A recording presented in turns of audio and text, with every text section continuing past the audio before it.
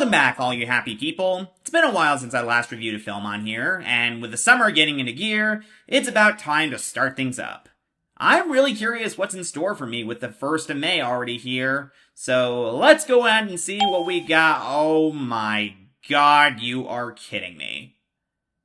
These are the two options I have for a review: an Angel Studios film or a Skydance film. Well, this is an easy choice. I have no desire to give Angel Studios my money, and I do not think a film like Animal Farm deserves it, so I'm not going to talk about that one. This is a film that I really just do not think deserves a single penny of my money. So, Skydance it is. Man, where do I even begin? The Skydance animation story has gotten a lot stranger ever since I reviewed Spellbound 2 years ago. Ever since they hired John Lasseter in 2019 after a string of allegations forced him out of Pixar and Disney Animation, the studio has really been struggling hard ever since they emerged onto the scene in 2022. To make matters worse, Skydance's CEO, David Ellison, has quickly become Hollywood enemy number one after he disastrously merged his studio into Paramount, which has not gone well, to put lightly. And he's looking to do even more damage after he whined his way to convince Warner Brothers to merge with him instead of Netflix. It's been pathetic to watch. And it would be one thing if the animated films were delivering in quality, but they're not. I really hated their two previous films, Luck and Spellbound, a lot. In fact, I would call both of them among the worst animated films of the decade so far. They're badly written, awkwardly animated, purely obnoxious, and obvious copycats of films from Disney Animation and Pixar. And I'm not just saying that because of the various Disney and Pixar alumni on board this studio, or the fact that Lasseter is still using that creative visionary thing to sell the films. Yeah, he's still doing it. It's pathetic. But the Pixar copying is just embedded in the studio's DNA. They don't have an identity. Every time I've read interviews with Ellison or just the animation studio in general, I keep seeing Pixar being brought up in the articles. It's like they are constantly wanting to associate themselves as the next Pixar. And they've even gone as far as to shamelessly copy that studio's notable trademarks.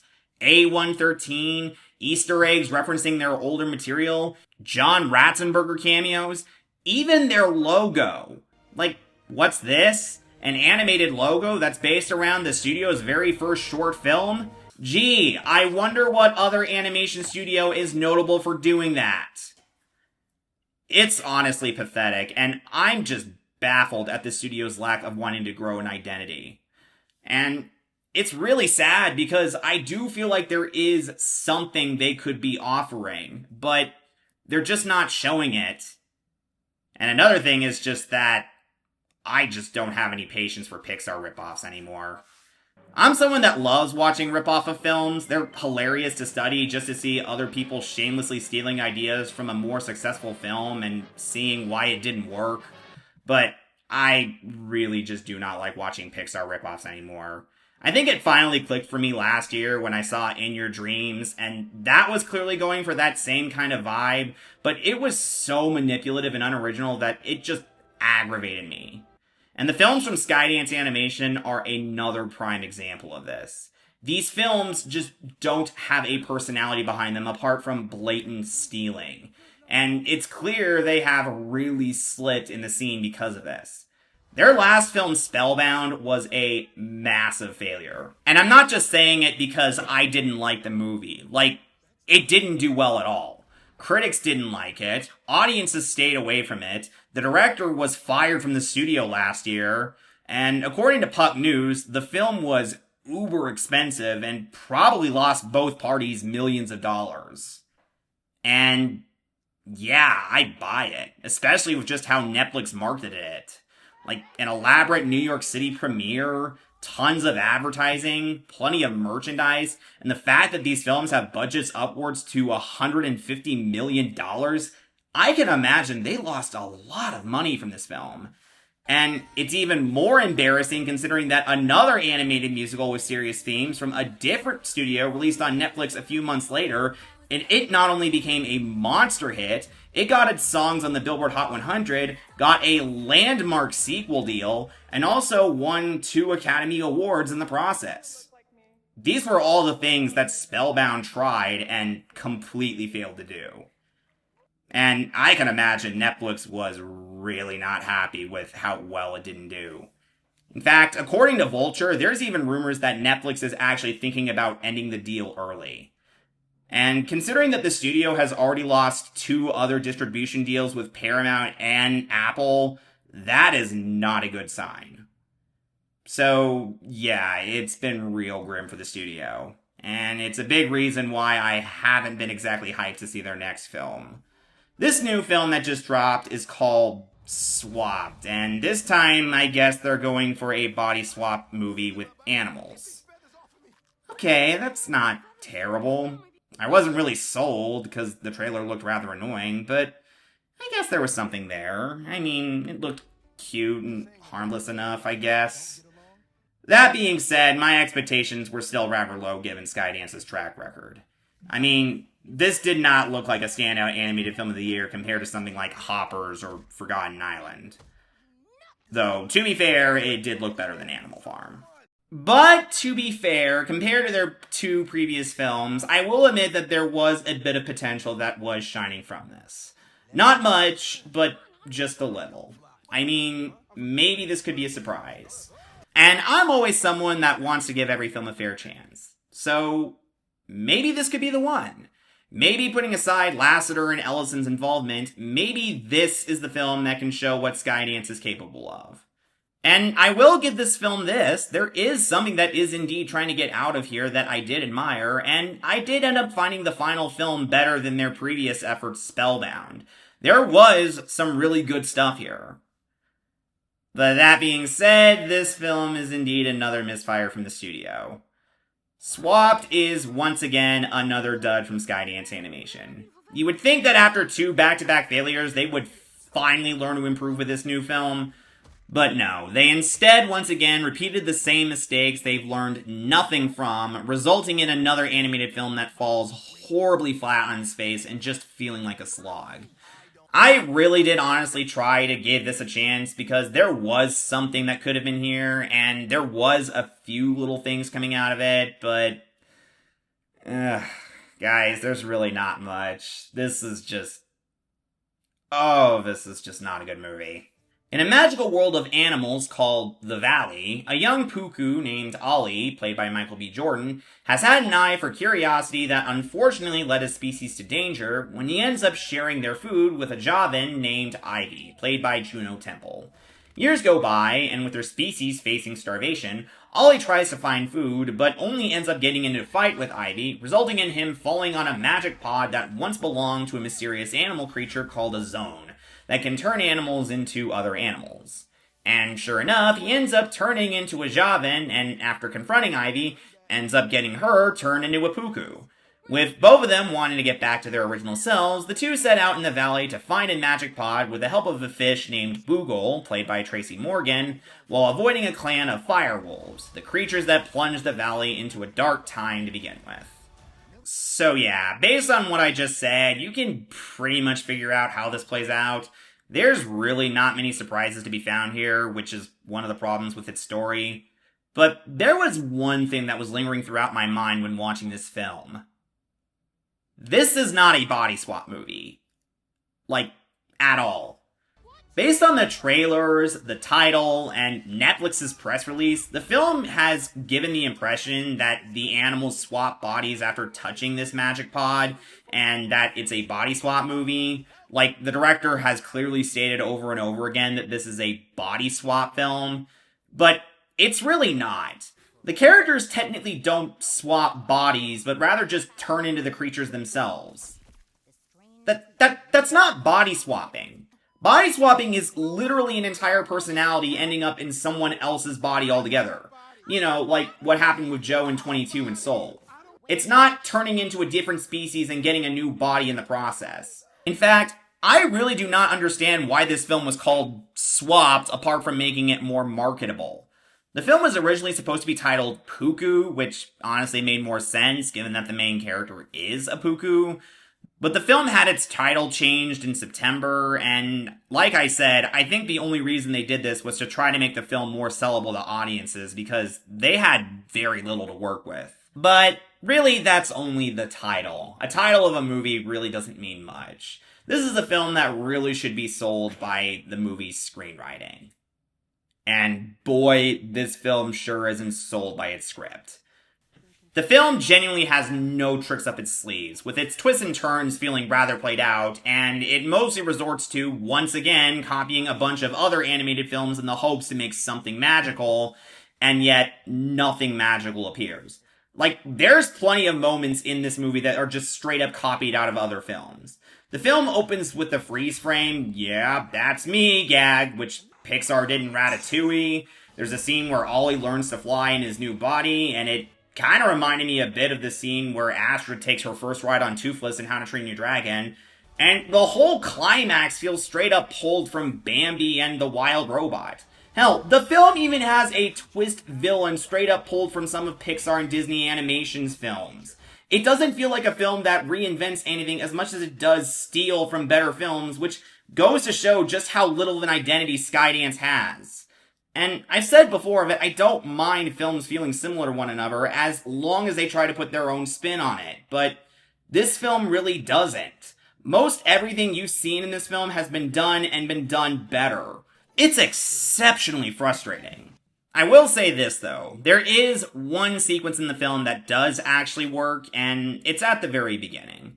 There's a really cute scene with a young Ollie curiously exploring the valley and seeing the creatures underwater and befriending Ivy while showing her how to open these pods that have food, and it's really cute. I like that it was all told with visual storytelling, and it does feel sweet and special. Based on that little scene, I really was hopeful that maybe the film would lead more into show don't tell that their previous films failed to do. But that quickly went out the window by the 20-minute mark. I cannot understate this enough, but the screenplay for this film is atrocious. Most of the dialogue sounds really inhuman and clunky, and it never once sounded right. The characters just keep talking and talking about things around them, or stuff that just happened to them, or stuff they've seen, and it's honestly really insulting as an audience member. Matt Damon recently discussed how Netflix films have a tendency to have its characters repeat information or plot points we already know. And while Netflix has tried denying that they do this, this film actually does put his claim to the test. Like, he was not kidding. At the very beginning of the film, Ollie's dad tells him that Puku shouldn't be curious. So later on, when Ollie goes off on his own, we hear him whisper, "I know we're not supposed to be curious." Or after he gets turned into a Javan and meets Ivy and his sisters, he conveniently basically states what we already know, that he's a Javan. It's because I'm trapped. It's because I'm trapped inside the body of a Javan. Like, this is genuinely embarrassing screenwriting. And the poor screenwriting really gets worse with the film's lousy exposition because, once again, it's mostly told, not shown. Like, there's a scene where Ivy is telling Ollie about herself and her clan, and it really wants to be this emotional and sad scene, but I just didn't feel it because it came across as emotionally manipulative, forced, and unnatural. Maybe if it were shown a little bit more of her life before meeting Ollie, rather than just meeting her and her sisters after the transformation, this moment could have been a little bit more earned, but as is, it just feels really forced. Why are you telling me all this? It's plot exposition. It has to go somewhere. Not just that, it feels like the bits in this film are also way too convenient at times. There's a scene where the duo have to escape these wolves, and they have to go across a snake pit who are aroused by vibrations in a cave they're in. But the wolves conveniently wait until they make it across the pit before they start up the chase again. Like, this film can't even do a proper scene setup correctly. It's that bad. Another thing that could help this movie is if the film was funny, and it's not. Most of the comedy is just lame slapstick that never once lands. And again, Skydance throws in some toilet humor to try to amuse the younger kids, and it is really unfunny. Like, there is a whole bit where Ivy takes a dung beetle's dung ball and just rubs it all over Ollie just so they can hide from the wolves, and it's about as funny as it sounds. I really cannot stress enough just how bad this screenplay is written. It is genuinely so poorly constructed that it really ends up dooming the film despite its good intentions with its themes and the small little moments. And that awful script also really doomed its characters as well. Neither one of the two characters are that interesting, and they're also both severely underdeveloped. There's ideas here, but they don't go anywhere with it. Ollie is a total bore who isn't interesting in the slightest, and is mostly just a good-hearted but curious protagonist who's trying to do good. That's it. Like, the film sets up the ideas that he has a knack for invention and even a conflict with his family for dooming their species, but the film doesn't go anywhere with either idea. It also doesn't help that Michael B. Jordan is shockingly bad in this. He's a really charming actor, and he has tons of charisma to spare. I mean, he just recently won an Oscar for Sinners, but he is surprisingly unremarkable here. He doesn't add anything to make this character interesting, and honestly sounds really out of it. This character really just does not feel like a character made for Michael B. Jordan. Juno Temple was at least trying with Ivy, though I wouldn't really call her a great character either. Her problem is that she's mostly annoying. She's a constant chatterbox and is mostly stubborn a lot of the time, and this gets old really quick. This eventually leads to the two of them bickering a lot, and there's only so much I can just hear these two fight, and it's just not fun. And again, much like Ollie, there was something they could have explored with her. Like, the film makes it clear that she's really struggling with her people and trying to be a responsible older sister after losing her parents, but again, this goes nowhere. It honestly reminded me a lot of those underdeveloped plot threads in Despicable Me 4, but at the very least, those plot threads were with supporting characters. If the plot threads that are underdeveloped are with your main characters, you've really done something wrong. And speaking of the other characters, there's really not much to say about them because there's not much of a presence with either of them. We're never really given the chance to know more about Ivy's sisters or Ollie's parents, and we don't even get to see what their life is like with their friends and whatnot. Like, it's really saying a lot just how much wasted potential there was for this movie. The only supporting character that we know a little bit more about is just Boogle, who's mainly there to help the two out. And there's a reason why, but I'm not going to say what it is for spoiler reasons. Though, just know it's kind of stupid. Now, there is one other major benefit that I can say about Swapped that is a standout compared to Skydance's previous two films, and that is the animation. This is the first film of theirs that I genuinely was visually impressed by. Compared to their last two efforts, this film actually does look quite pretty. I really admire its production design in particular. This valley is pretty well designed, and I like the colors of it, and some of the interesting character designs. I can tell the film's director, Nathan Greno, put a lot of attention into making this film visually pop. And he did succeed with that, and I do think the animator should be applauded for that. It's just a shame he really didn't give much attention to the script, because the pretty visuals can't do a lot to save Swap from being another clunker. I really do not like saying that because I don't like actually bagging on this studio because I don't like attacking them, but boy did I not like this film.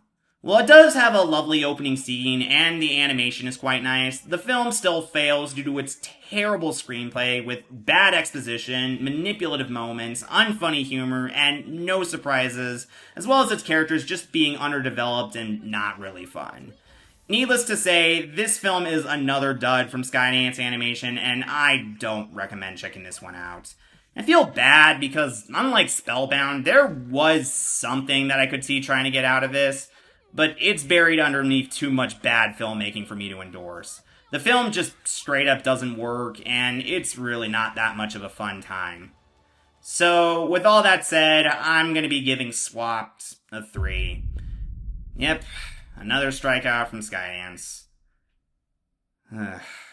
It's honestly just sad watching this studio still spiral out of control under Lasseter and Ellison, and I really do hope they can find an identity and make something that really truly stands out.